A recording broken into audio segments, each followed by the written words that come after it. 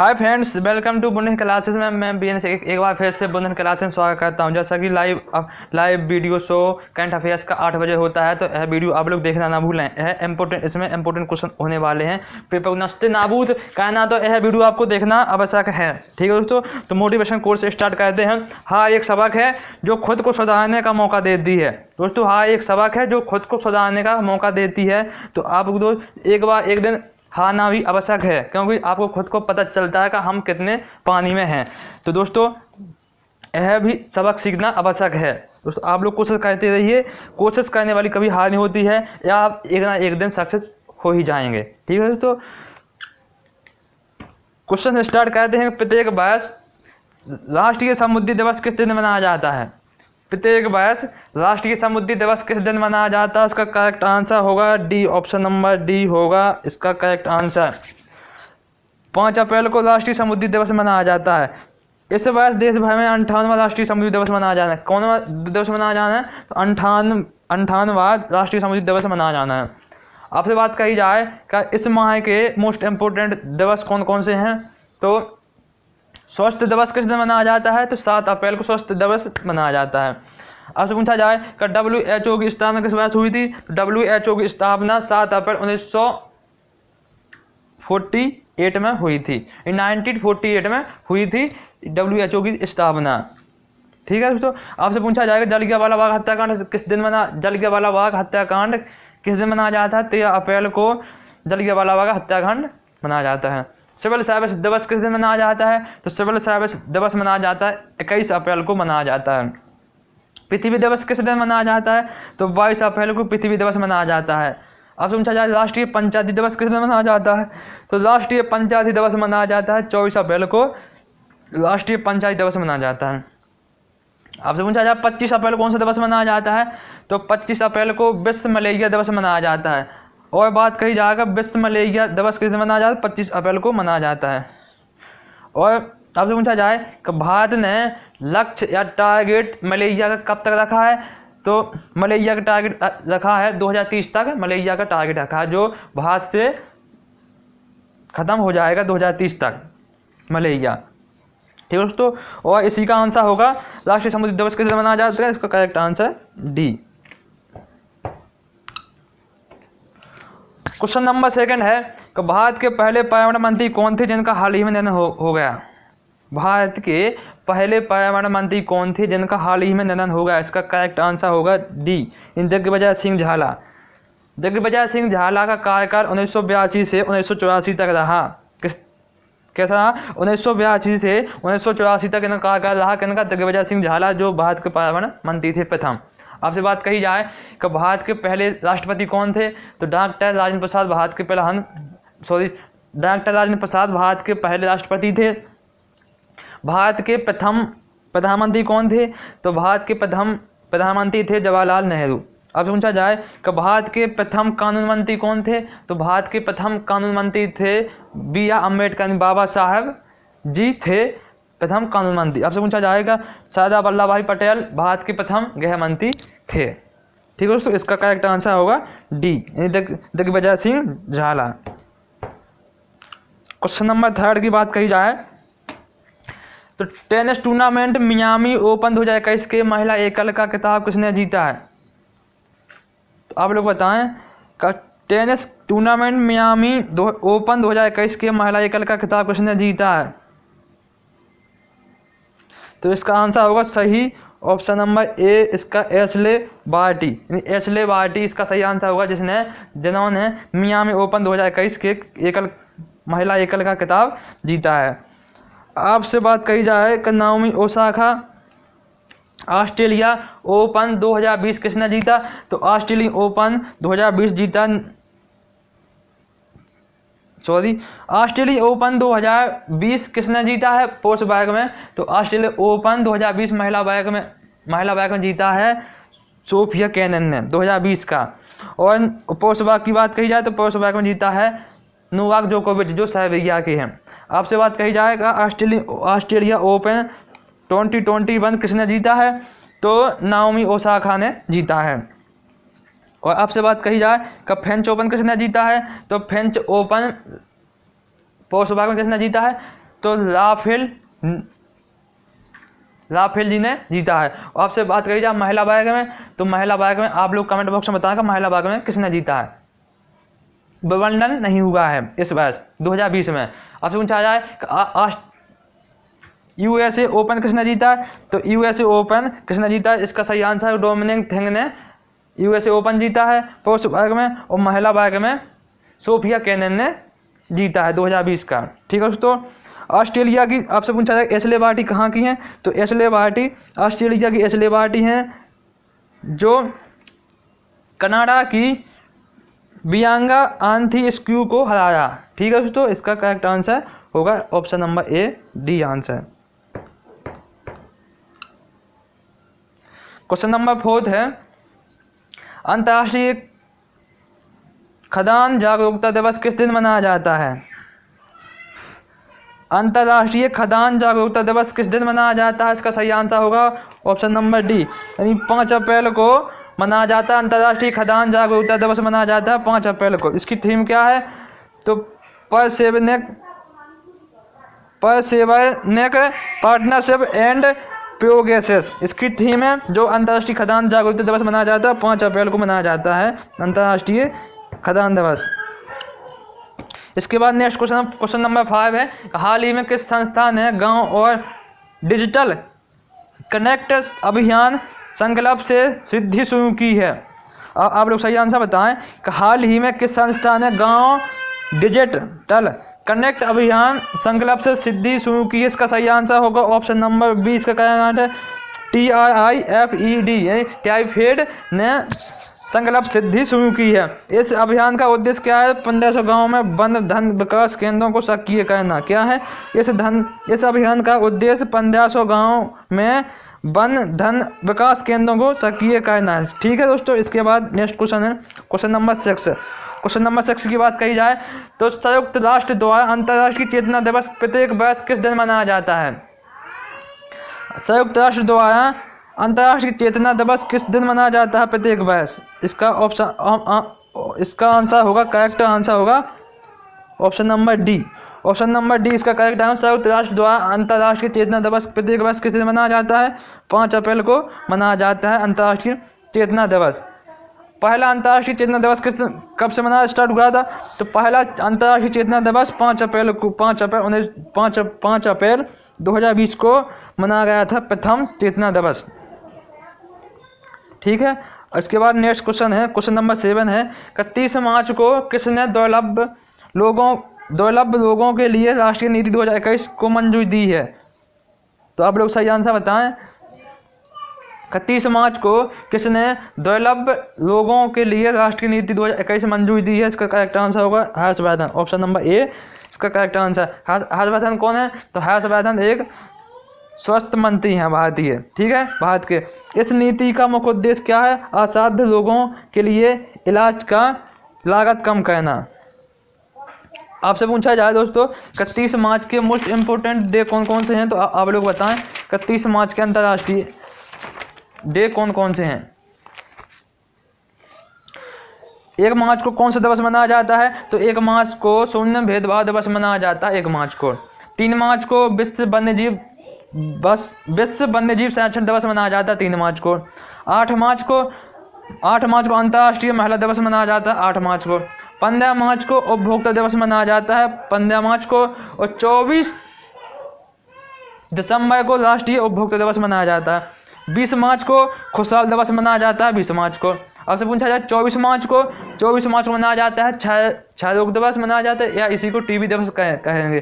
भारत ने टीबी हारेगा देश जीतेगा लक्ष्य कब तक रखा है, टारगेट कब तक रखा है, तो टीबी हारेगा देश जीतेगा 2025 तक भारत ने रखा है। विश्व की बात कही जाए तो विश्व ने टारगेट रखा है टीबी हारेगा देश जीतेगा, मतलब इसके रखा है 2030 तक विश्व ने रखा और भारत ने 2025 तक रखा है। ठीक है दोस्तों।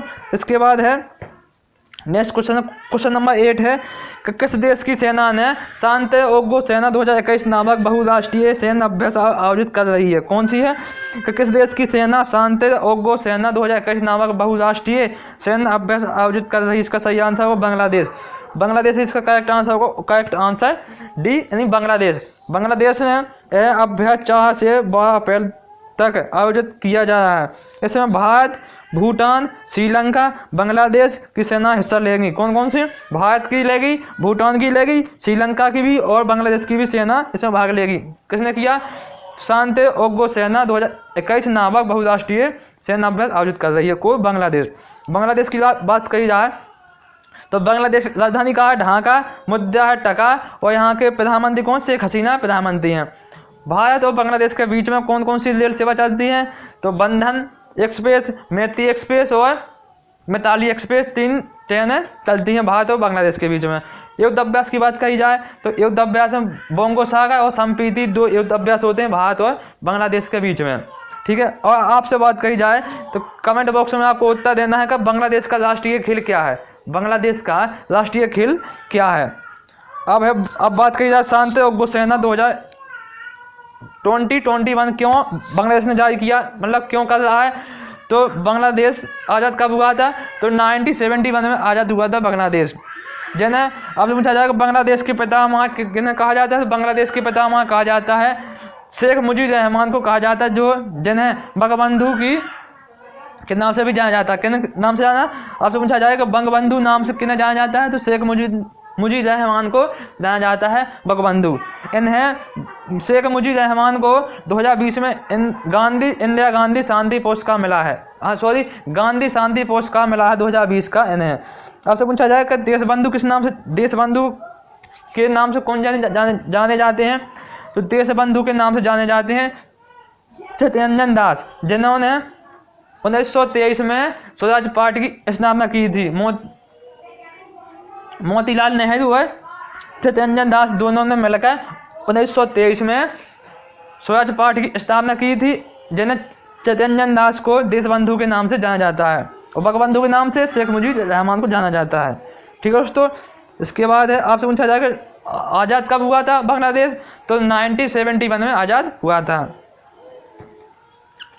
इसके बाद क्वेश्चन है नेक्स्ट, क्वेश्चन नंबर है 9th कि हाल ही में किस मंत्रालय ने माई नेप 2020 प्लेटफॉर्म लॉन्च किया है?